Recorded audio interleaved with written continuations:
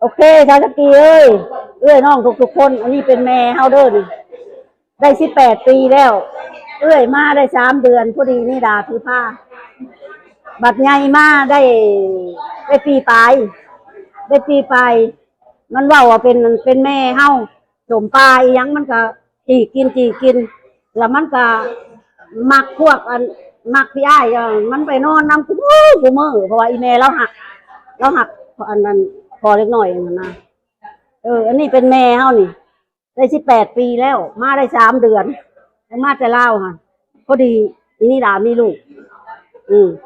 ตอนนั้นแหละพากันเบิ่งเอาเด้อนี่แม่เฮาล่ะนี่ไปวันนั้นได้เห็นแม่เบิ่งอันนี้จัดชวาอันนี้น่ะจัดชวาลูกน้ำเบาไล่เด้ออันนี้ลูกอันนั้นเล่าเด้ออันนี้ลูกหลานนี่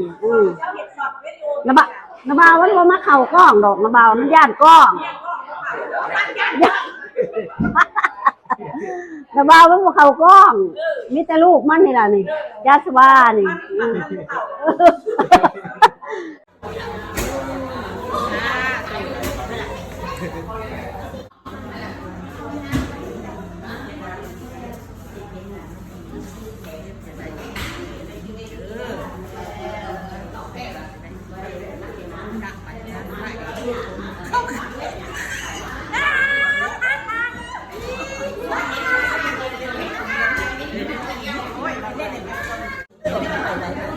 ไปได้มาได้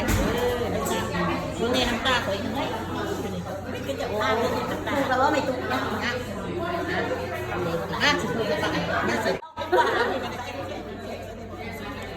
คนเจอคนที่5เกี่ยวกับ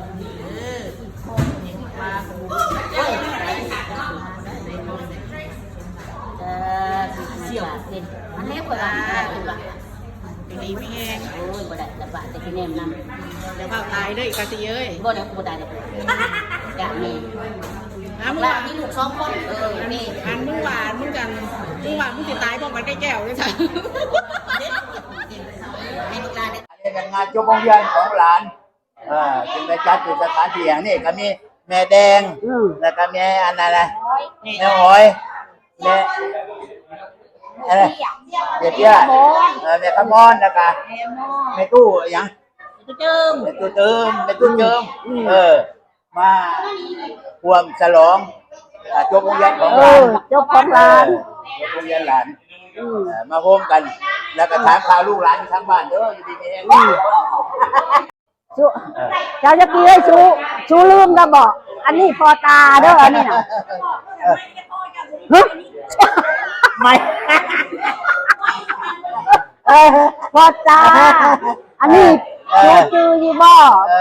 เป็นพี่น้องทั้งพ่อเฮาอันนี้อันพอเล่ากาบัวสีบัวสีลืมชื่อละยาท่านบัวสีเอื้อยนี่อยู่น้ำกันกับพ่อตาอยู่ใกล้ๆกันนี่ยังกะบอกเล่าซอยเบิ่งแย่งกันพากันเบิ่งพ่อตายุ่งกันมาหลายปีแล้วจนเฒ่าแล้วจนแก่แล้วเนาะว้าวนี่แม่ม้วน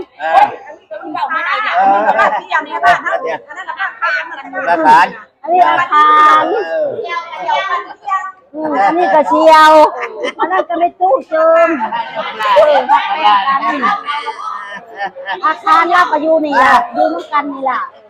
นี่เขาว่าน้ำลูกน้ำร้านแบบ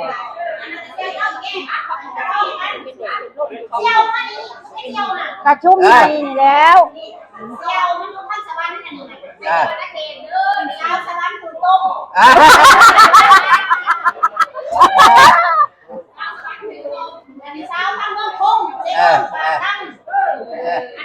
เราขาวเมืองคง